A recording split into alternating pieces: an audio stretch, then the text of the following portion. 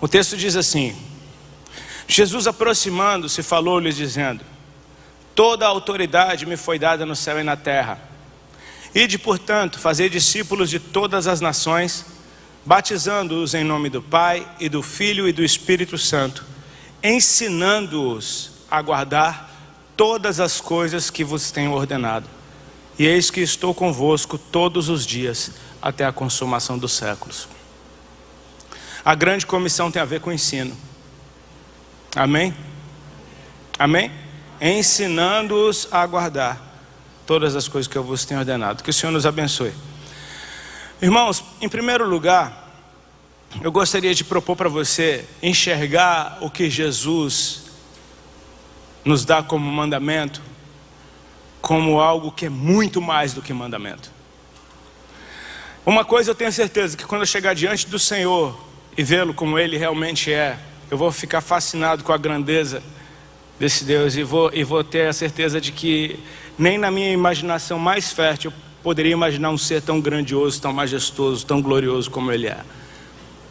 Sabe, nós nascemos, crescemos, nos reproduzimos e morremos, e a eternidade é algo que nos fascina, e esse ser é eterno. Então assim, só de cara ele é fascinante, porque ele não tem começo e não tem fim. Ele era, ele é, ele há de vir. Ele nos salvou, ele está nos salvando, ele nos salvará. Sabe, ele fez, ele faz, ele vai fazer. É muito para a nossa cabeça. Mas o que eu queria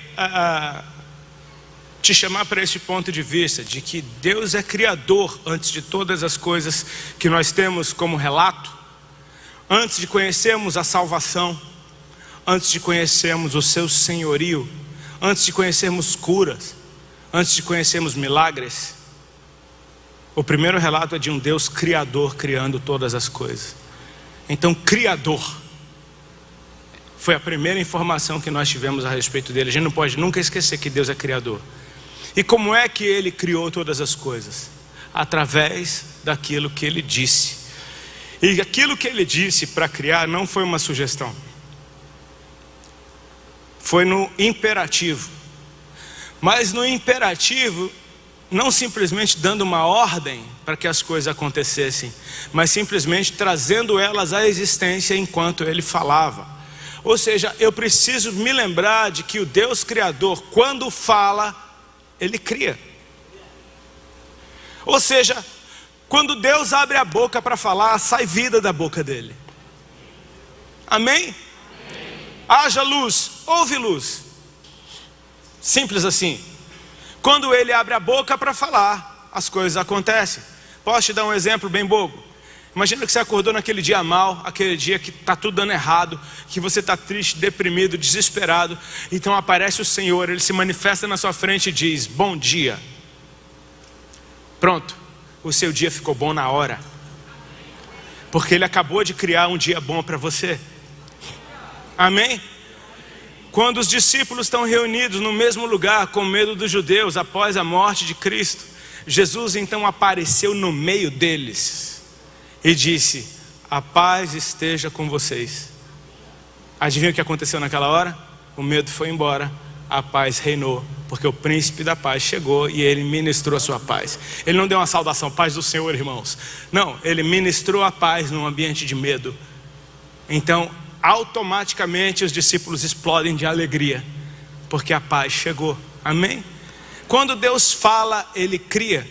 Então eu preciso entender que quando Deus me diz algo no imperativo, mais do que um mandamento, Ele está me ativando para que eu seja e faça aquilo que Ele acabou de dizer que vai acontecer.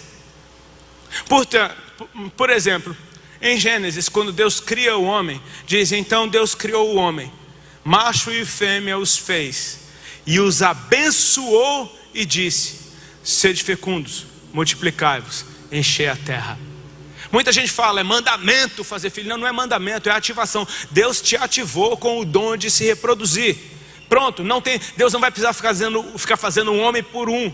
Um por um. Não, Ele fez um e Ele abençoou e disse: sede fecundos, multiplicai-vos, enchei a terra. Pronto, a terra está cheia, bro. Porque Deus é assim. O que Ele fala, acontece. Amém? Então, ok.